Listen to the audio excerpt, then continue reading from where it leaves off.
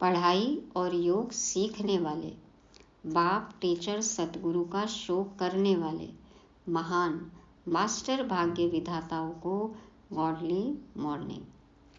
हर एक मनुष्य विनाशी धन कमाने के लिए भाग दौड़ कर रहा है। आजीविका के लिए वह भी जरूरी है, लेकिन हमें ये भी समझना है कि क्या वह साथ जाएगा।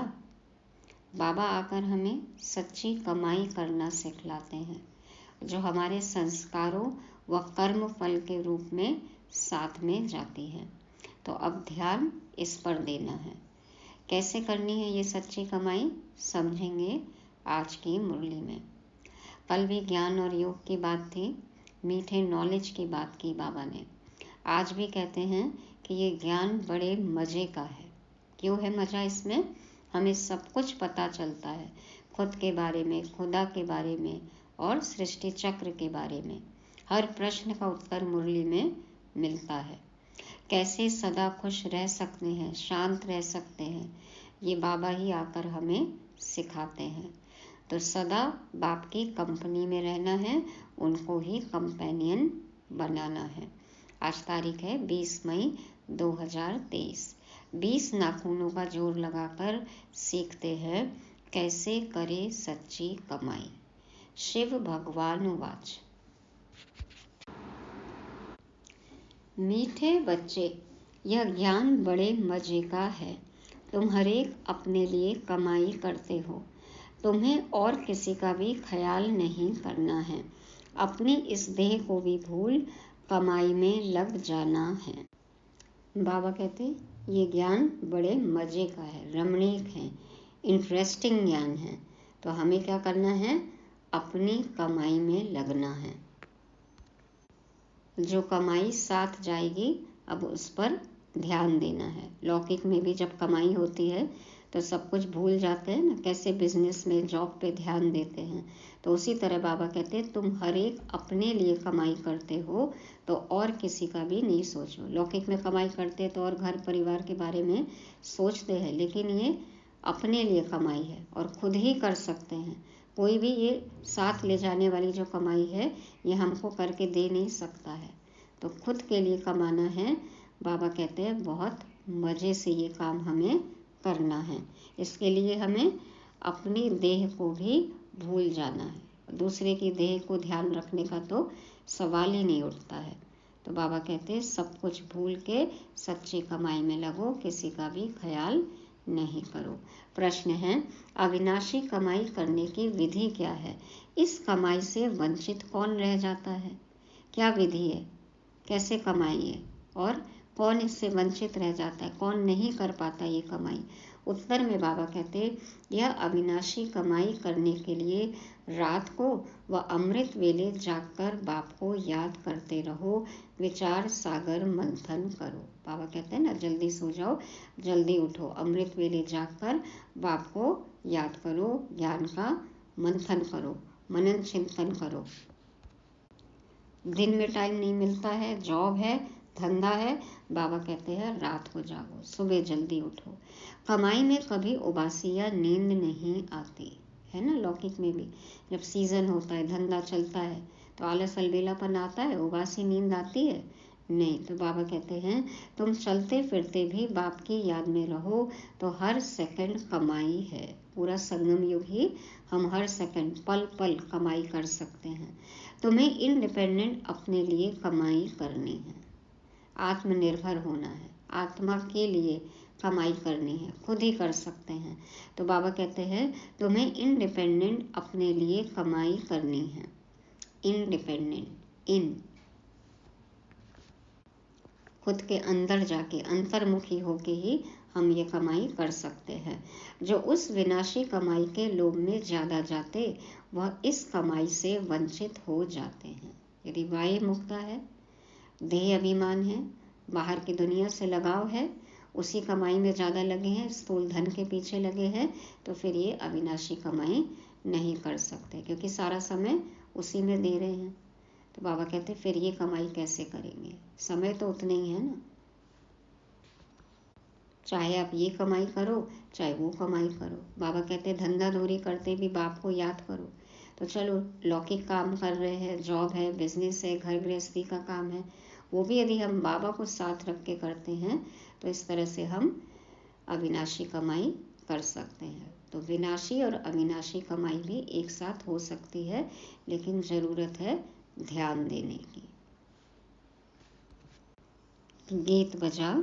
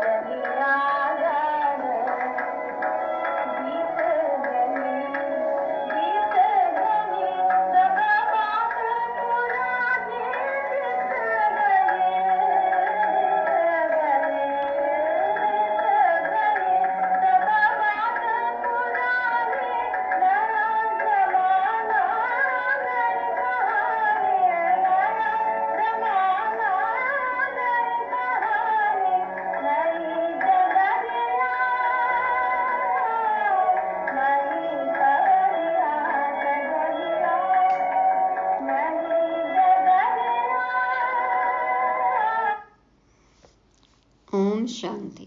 साजन जगा रहे हैं सजनियों को, सच्ची कमाई कर लो, नई डगर पे चलो। बीती बातें पुरानी हो गई, सब बीत गई, अब नई बातें, नई राह, नई डगर, नई कमाई। ओम शांति। बच्चों ने गीत सुना, बुद्धि में बैठा। साजन कहो या बाप कहो, उनको पतियों का पति क्यों कहा जाता है? अंग्रेजी में ब्राइड्स भी कहते हैं। साजन को ब्राइड ग्रूम कहते हैं। वह है निराकारी साजन। यहाँ साकारी साजन की कोई बात नहीं। निराकारी साजन को भी सजनी जरूर चाहिए। देखो, साकारी को तो चाहिए, बाबा कहते हैं निराकारी साजन को भी सजनी जरूर चाहिए, नहीं तो निराकार साजन भी सजनी बिगर रचना कैसे रचे। बच्चे जानते हैं कि वह निराकार किस सजनी द्वारा रचना रचते हैं। कल भी थी ना एडम और ईव की बात। तो निराकार साजन किस सजनी द्वारा रचना रचते हैं हमें पता है। अब वह परमपिता परमात्मा इसमें प्रवेश कर सभी को जगा रहे हैं। बरोबर नवयुग अर्थात सतयुग सचखंड में जाने लिए हम यहाँ आए हैं। पुराना युग कहा जाता है कलयुग को। तो तुम बच्चों को अनुभव हो रहा है हम यहाँ आए हैं ज्ञान सागर के पास रिफ्रेश होने के लिए, सम्मुख धारणा के लिए। बच्चों को सम्मुख जितना मजा आता है उतना सेंटर्स पर नहीं। बाबा सामने हो और साकार तन से मुरली सुने, इससे अच्छी बात कुछ हो सकती है? बाबा कहते हैं जितना सामने मजा आता है, अच्छा लगता है सुनना, उतना सेंटर्स पर नहीं। तुम बच्चे सम्मुख हो और सेंटर्स वाले दूर हैं। अब आजकल तो ऑनलाइन का हो गया है, तो फिर मजा आता है ऑनलाइन में। तो बाबा कहते हैं तुम बच्चे सम्मुख हो और सेंटर्स वाले दूर हैं। यह बच्चों को समझाया है कि हर एक आत्मा रथी है और परम पिता परमात्मा इस तन में रथी है। उनको कहा जाता है परम पिता परम आत्मा। है तो आत्मा ना, वह सदैव परेते परे रहने वाला है। भगवान को जब याद करते हैं तो नजर जरूर ऊपर ही जाएगी। ऊपर वाला कहते हैं ना, परे ते परे, परम धाम में रहने वाला, तो नजर भी ऊपर जाती है, उंगली भी देखो ऊपर उठती है। तो ओ परमपिता परमात्मा रहम करो। सभी को पता है कि वह ऊपर रहने वाला है। बाप अपने मुकर्रर किए हुए रथ में आए हैं। कहते हैं मैं कल्प कल्प इसमें रथी हूँ, क्योंकि इस ब्रह्मा रथ द्वारा ब्राह्मण कुल स्थापन करता हूँ। अगर श्री कृष्ण के तन में आए तो फिर दैवी कुल हो जाए, सतयुग हो जाए। श्री कृष्ण का शरीर सतयुग में होता है। बच्चे समझते हैं हमको बेहद का बाप बैठ तीनों कालों का ज्ञान देकर त्रिकालदर्शी बना रहे हैं। ड्रामा के आदि मध्य अंत का ज्ञान दे रहे हैं। जो घड़ी बीत चुकी वह हूबहू रिपीट होगी। जैसे लक्ष्मी नारायण का राज्य था फिर रिपीट होगा।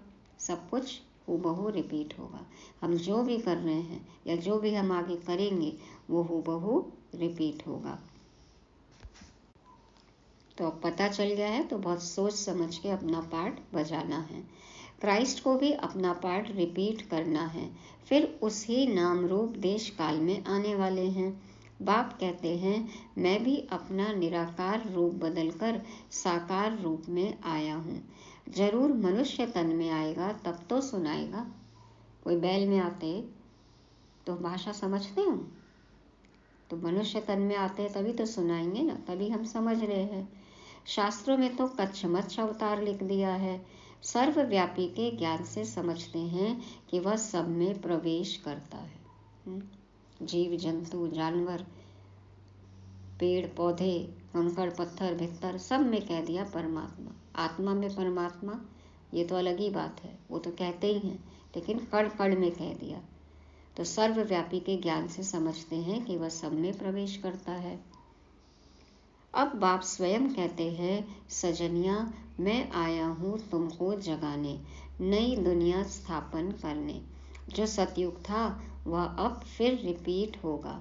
अब नवयुग आने वाला है। दुनिया समझती है नवयुग आने में 40,000 वर्ष पड़े हैं। यह मनुष्यों की बड़ी भूल है। बाबा कहते हैं जागो अब तो सजनियों, अब तो समय विनाश का है। अब तो कलयुग पूरा होने को है।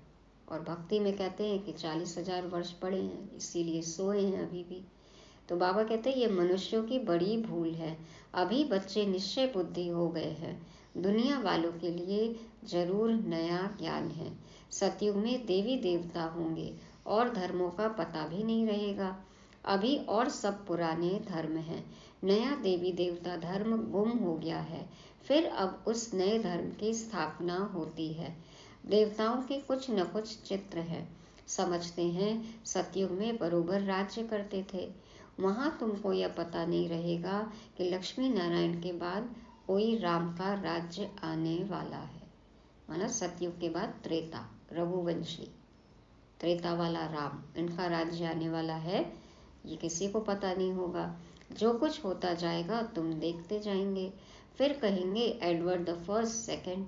पीछे वालों को यह मालूम रहेगा कि फर्स्ट सेकंड एडवर्ड होकर गए हैं। पास्ट तो मालूम रहेगा ना, लेकिन आगे क्या होने वाला है, कौन आने वाला है, ये पता नहीं होगा।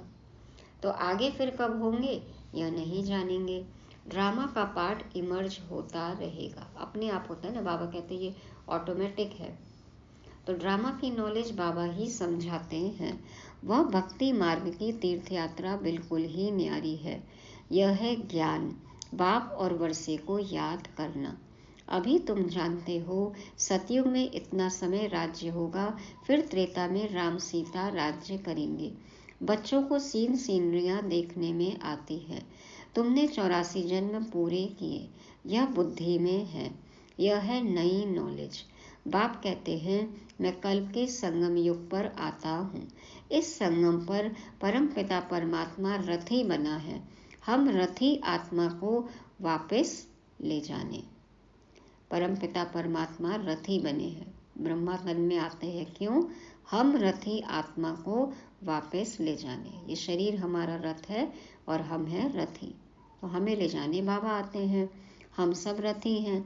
अपने को आत्मा समझना है। इसीलिए देखो आत्मा शरीर से निकल जाती है तो अर्थी बोलते हैं ना, अरथी माना रथी निकल गया शरीर से। तो हमें आत्मा समझना है खुद को।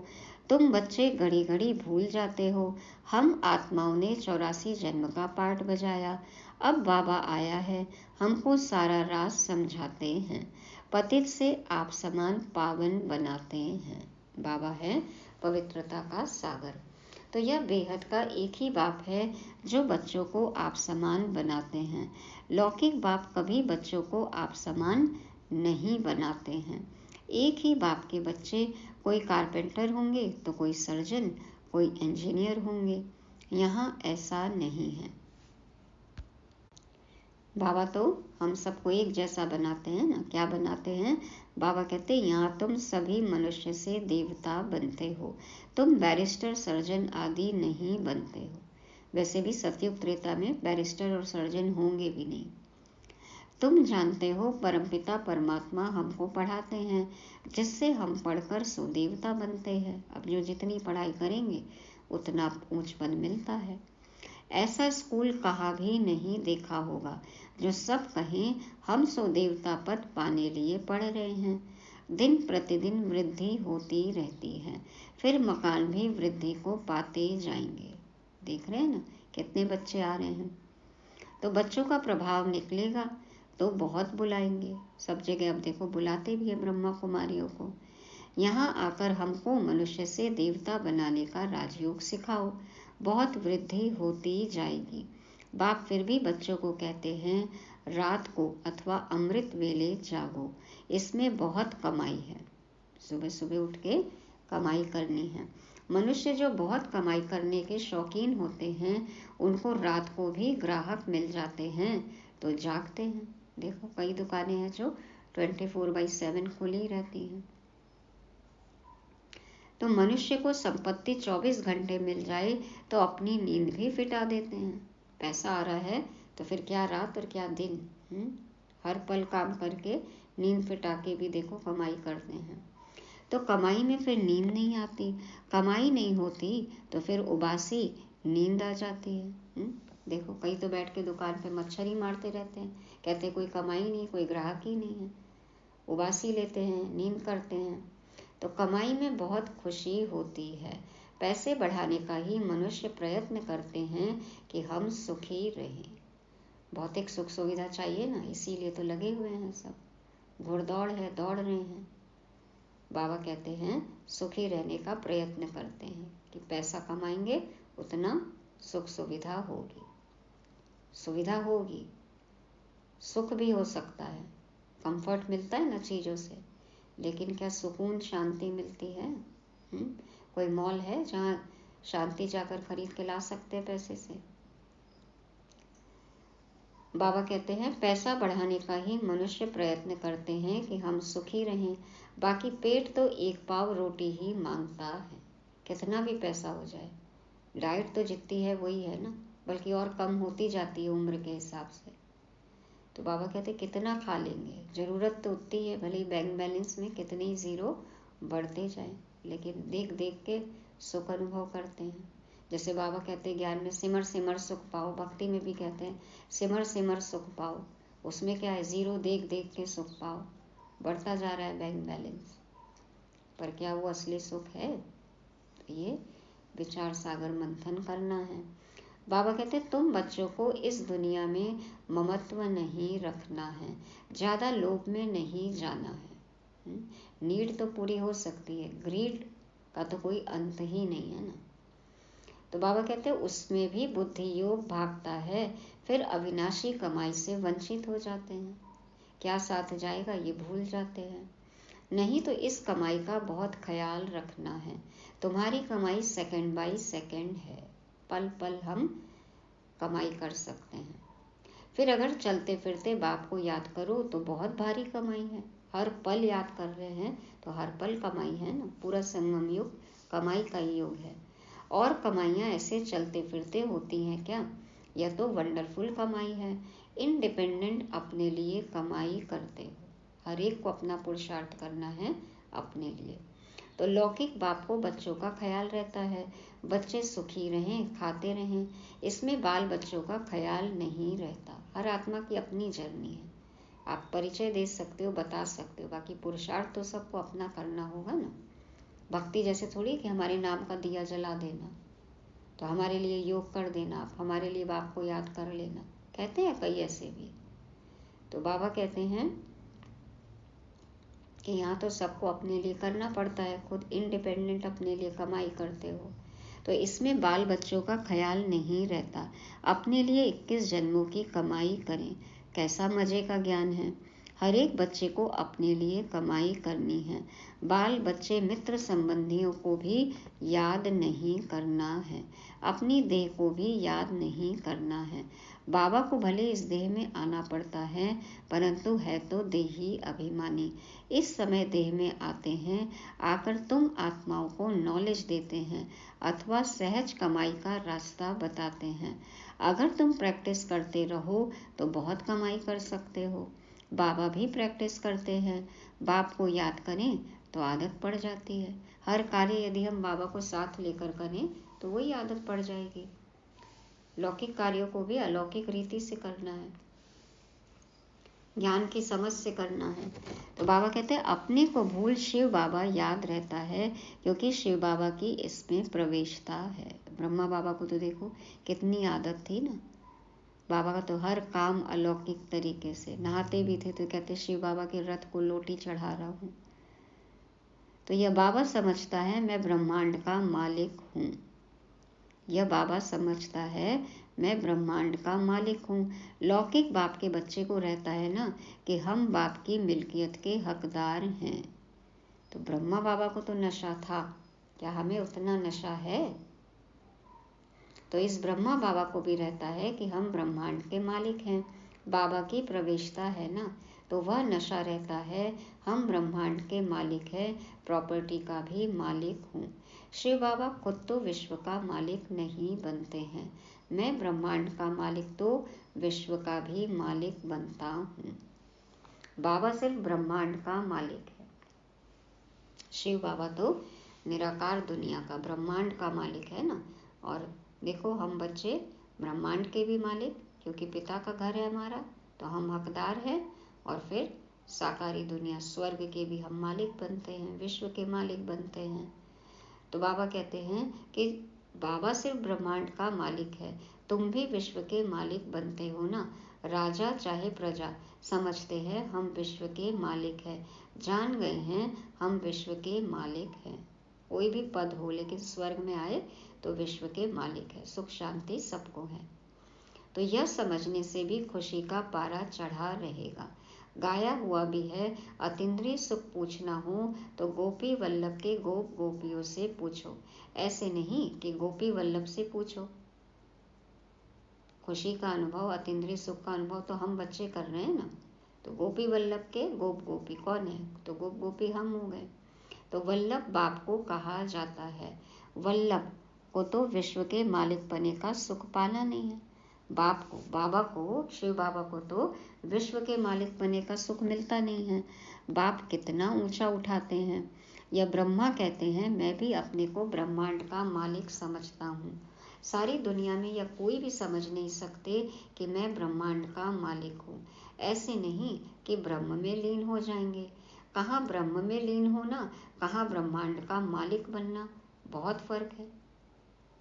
भक्ति में क्या समझते हैं कि ब्रह्म में लीन हो जाएंगे, और हम कहते हैं कि हम तो ब्रह्मांड के मालिक हैं। तो बिल्कुल अलग पॉइंट है ना, कितना फर्क है। तुम जानते हो बाबा हमको विश्व का मालिक बनाते हैं। खुद बाप कहते हैं जागो सजनिया, मैं हर एक बात तुमको नई समझाता हूँ। क्या तुम ब्रह्मांड के मालिक नहीं बने थे? फिर पाठ बजाया, अब फिर तुम ब्रह्मांड के मालिक बनते हो, फिर तुम विश्व के मालिक बनने वाले हो। यह याद स्थायी रखनी है। हम ब्रह्मांड के मालिक, हम विश्व के मालिक, ये बात सदा याद रहे। बुद्धि से खिसकना नहीं चाहिए। इसको कहा जाता है विचार सागर मंथन। इससे तुमको खुशी का पारा बहुत चढ़ेगा। यह तो निश्चय करना चाहिए कि यह हमारा बाप है। बाप के सिवाय ऐसी बातें कोई समझा ना सके। दिल में नोट करना चाहिए। डायरी में तो नोट करते ही हैं, लेकिन बुद्धि की डायरी में नोट करना है, दिल दिमाग में बैठाना है। दिल दिमाग बुद्धि सब में बस जाना चाहिए, बैठ जाना चाहिए।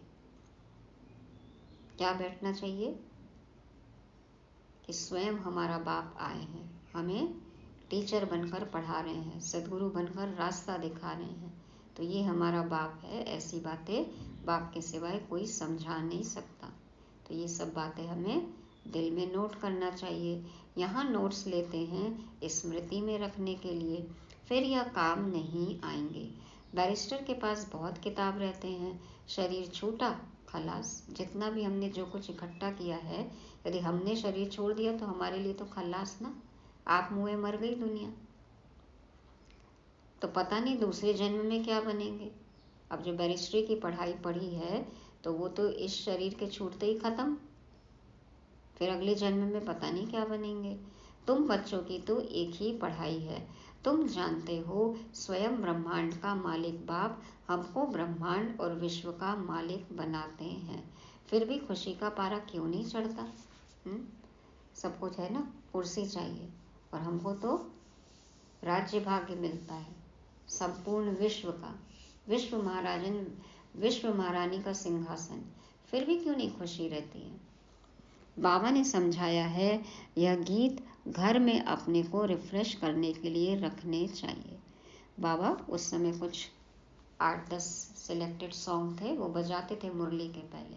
तो बाबा कहते हैं वो सब सुनो, उससे नशा चढ़ेगा। अब तो खैर बाबा के खुद ही इतने गीत हो गए हैं, बच्चों ने बनाए हैं अनुभव के आधार पर। तो ये सब गीत से बाबा कहते हैं रिफ्रेश हो सकते हो। कोई कोई समझते हैं ज्ञान में आने से हमको घाटा पड़ा है, ज्ञान में आ गए तो हमारी लौकिक कमाई कम हो गई, समय यहाँ जाता है। तो घाटा फायदा तो पुरानी दुनिया में है ही। आज कोई वजीर है, किसी ने शूट किया तो खलास, सबको घाटा पड़ता रहता है। किनकी दबी रही धूल में किनकी राजा खाए, और किनकी आग जलाए, किनके चोर लूट के ले जाए। सफली होगी उनकी जो धनी के नाम लगाए।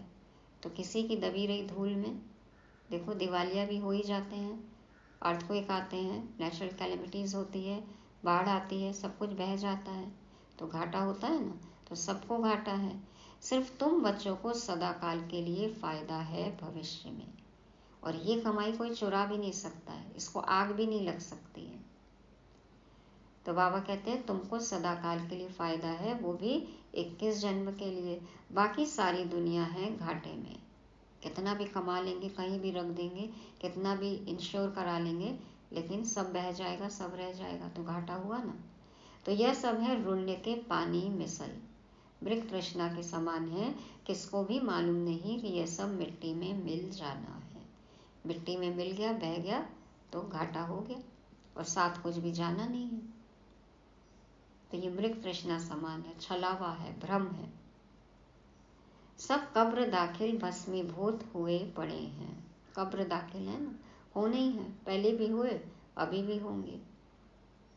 तुम यह सब कुछ जानते हो, तुम्हारे में भी जो बहुत होशियार हैं उनको मालूम है यह दुनिया जैसे भंभोर है, जैसे सूखी घास है ना, एक साथ आग लगेगी, सब कुछ धो धो करके जल जाएगा। सब कब्र दाखिल हो जाएंगे। यादव कौरव सब कब्र दाखिल हुए थे, चाहे भारत में हो चाहे भारत से बाहर हो। बाबा को नहीं जानते हैं यथार्थ, सबको जाना है। जाएंगे तो हम भी, लेकिन कैसे? खुशी से, क्योंकि हमें पता है कि हम फिर स्वर्ग में आने वाले हैं। तो बाबा कहते हैं यादव कौरव सब कब्र दाखिल हुए थे, बाकी पांडवों की विजय हुई थी। विश्व पर अर्थात नई दुनिया पर विजय पाई, क्योंकि तुम पांडव ईश्वर को जानते हो, उनसे प्रीत रखते हो। जितना जो प्रीत रखते हैं, जितना जो याद करते हैं, उतनी वह कमाई करते हैं। ऐसा कभी सुना कि भगवान से जिसको सबसे ज़्यादा प्यार होगा वो सबसे ज़्यादा धनवान है, उसने सबसे ज़्यादा कमाई की है। भारत का प्राचीन युग बहुत नामी ग्रामी है, यह बाबा भी नहीं जानते थे। अब सब बातें बुद्धि में आ गई हैं। बाबा कहते हैं सृष्टि के आदि मध्य अंत का ज्ञान जो तुमको सुनाता हूँ वह सतयुग में नहीं रहेगा। ये सब बातें तो शिव बाबा ने आके बताई ना, ब्रह्मा बाबा को भी नहीं पता था, दादा लेखराज जी को और हम सबको किसी को भी नहीं पता था ये सब ज्ञान। तो बाबा कहते हैं कि बाबा जो ज्ञान सुनाते हैं वो सतयुग में नहीं रहेगा, वहाँ तो तुम्हारी प्रारब्ध के सुख का पाठ जो कल्प पहले चला था वही चलेगा। यह ज्ञान बाप एक ही बार आकर देते हैं और अंत तक देते ही रहेंगे। जब तक जीना है ये मीठी मीठी नॉलेज सुनना है, पढ़ना है, योग युक्त रहना है। तुम भल कहाँ भी हो, शरीर छूटे तो शिव बाबा की याद हो। त्रिकालदर्शी पने का ज्ञान हो, ज्ञानामृत मुख में हो। स्वदर्शन चक्र याद हो, तब प्राण तन से निकले। बाबा कहते हैं ना, ज्ञानामृत मुख में हो, बाबा की याद हो, त्रिकालदर्शी हो और स्वदर्शन चक्रधारी हो, तब प्राण तन से निकले। कहाँ वो भक्ति मार्ग की कहावत, कहाँ यह ज्ञान की बातें। भक्ति में देखो, मुख में गंगा जल डालते हैं, राम राम जपो कहते हैं। तो बाबा कहते हैं, कहाँ वह भक्ति मार्ग की कहावत, कहाँ यह ज्ञान की बातें। मनुष्य जब मरने पर होते हैं तो हाथ में माला देते हैं, कहते हैं राम राम कहो तो सदगति हो जाएगी। परंतु राम कौन है, कहाँ है, कोई जानते नहीं। कोई राम को, कोई हनुमान को याद करते हैं। अनेकों को याद करना, इसको भक्ति कहा जाता है। अब तुम एक को ही याद करते हो, जो तुमको ज्ञान दे, तुम्हारी सदगति करते हैं। है ना बाबा का। सिर्फ एक शिव बाबा का पाठ पक्का सभी का। बाबा ही आकर हमें ज्ञान देते हैं, ज्ञान से सदगति होती है। तो बाबा कहते हैं, तुम तो एक को ही याद करते हो, अव्यभिचारी याद हो, अंतमति, तब सदगति होगी। और शरीर छोड़ते समय ज्ञानामृत, बाबा की याद, त्रिकालदर्शी और स्वदर्शन चक्रधारी, ऐसी दशा में प्राण तन से निकले। अच्छा, मीठे मीठे से किलदे बच्चों प्रति माता पिता बाप दादा का याद प्यार और गुड मॉर्निंग। रूहानी बाप के रूहानी बच्चों को नमस्ते। हम रूहानी बच्चों के रूहानी बाप दादा को याद प्यार, गुड मॉर्निंग और नमस्ते। शुक्रिया बाबा, शुक्रिया। धारणा के लिए मुख्य सार। पहला पॉइंट, स्थायी खुशी में रहने के लिए विचार सागर मंथन करना है। नशे में रहना है कि हम ब्रह्मांड और विश्व के मालिक बनने वाले हैं। दूसरा, एक बाप से सच्ची प्रीत रख कमाई करनी है। हम आत्मा इस देह में रथी हैं। रथी समझ देही अभिमानी बनने का अभ्यास करना है। वरदान है, नए ते नए, ऊंचे ते ऊंचे संकल्प द्वारा नई दुनिया की झलक दिखाने वाले श्रेष्ठ आत्मा भव। नए ते नए, ऊंचे ते ऊंचे संकल्प द्वारा नई दुनिया की झलक दिखाने वाले श्रेष्ठ आत्मा भव। बाबा कहते हैं, नया दिन, नई रात तो सब कहते हैं, लेकिन आप श्रेष्ठ आत्माओं का हर सेकंड, हर संकल्प नए ते नया, ऊंचे ते ऊंचा, अच्छे ते अच्छा रहे तो चारों ओर से नई दुनिया की झलक देखने का आवाज फैलेगा और नई दुनिया के आने की तैयारी में जुट जाएंगे। देखो, पुरानी दुनिया में अब सब परेशान हैं, पुरानी दुनिया से अब सब परेशान हैं, चाहते हैं कि नई दुनिया आए। तो उन्हें कैसे मिलेगी नई दुनिया की झलक, कैसे दिखेगी? बाबा कहते हैं, हम श्रेष्ठ आत्माएं जो हैं, तो उनका हर सेकंड, हर संकल्प नए ते नया हो, ऊंचे ते ऊंचा हो और अच्छे ते अच्छा हो। हम बदलेंगे, जग बदलेगा। तो आवाज फैलेगी कि अल्लाह लोग आ गए हैं, नई दुनिया आई की आई। तो बाबा कहते हैं, सब नई दुनिया के आने की तैयारी में जुट जाएंगे। जैसे स्थापना के आदि में स्वप्न और साक्षात्कार की लीला विशेष रही, ऐसे अंत में भी यही लीला प्रत्यक्षता करने के निमित्त बनेगी। जैसे पहले साक्षात्कार का पाठ चला, बाबा कहते हैं अंत में भी होगा, लेकिन पहले तो बाबा ने कराया। अब साक्षात्कार किनको होगा? जिन्होंने योग बल जमा किया होगा। तो इसके लिए पुरुषार्थ करना है, मेहनत करना है, हर पल बाबा को याद करना है। तो बाबा कहते, जैसे स्थापना के आदि में स्वप्न और साक्षात्कार की लीला विशेष रही, ऐसे अंत में भी यही लीला प्रत्यक्षता करने के निमित्त बनेगी। हर एक आत्मा को पता चलेगा कि भगवान धरती पर आए। जिसने लिया उन्होंने अपना भाग्य बना लिया, और जिसने नहीं लिया, पहचाना और नहीं भी लिया, तो रह गए। तो पता तो सबको पड़ेगा, परिचय तो सबको मिलेगा। स्लोगन है, मायाजीत बनना है तो एक बाप को ही अपना कंपेनियन बनाओ और उसी की कंपनी में रहो। बाबा की कंपनी है, बाबा कंपेनियन है, तो फिर माया पास भी नहीं आ सकती है। जहाँ बाप है वहाँ पाप नहीं है। तो बाबा कहते हैं माया जीत बनना है तो एक बाप ही कंपेनियन हो और सदा बाप की कंपनी में रहना है। तो बाबा के साथ हमारा कम्युनियन होना चाहिए हर पल, निरंतर। लौकिक में भी कहते हैं ना, जिसका साथी है भगवान उसको क्या रोकेगा आंधी और तूफान। तो जहाँ बाप है वहाँ माया नहीं है। तो ये थी आज की मुरली। रिवाइज करने के लिए पॉइंट्स हैं। पहला है मजे का ज्ञान।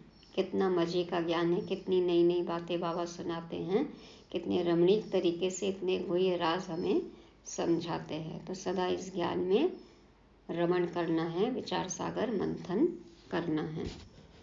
दूसरा है अविनाशी कमाई करने की विधि। क्या बताई बाबा ने, कैसे करेंगे अविनाशी कमाई? अमृत वेला, रात को भी जागकर याद करना और विचार सागर मंथन करना है। तीसरा कब्र दाखिल। बाबा ने कहा सब कब्र दाखिल है और सब कुछ कब्र दाखिल हो भी जाएगा। जो भी चीज़ हमें यहाँ दिख रही है सब विनाशी है। इन आँखों से जो कुछ भी दिखता है सब विनाशी है। तो अविनाशी कमाई करनी है। और चौथा है नया ऊंचा संकल्प। सोच नहीं हो हमारी, संकल्प नए हो, सब कुछ नया ऊंचा और अच्छा। और पांचवा है कंपनी और कंपेनियन। तो बाप की ही कंपनी हो और एक बाबा को ही कंपेनियन बनाना है। सदा बाबा के साथ रहना है। ओम शांति।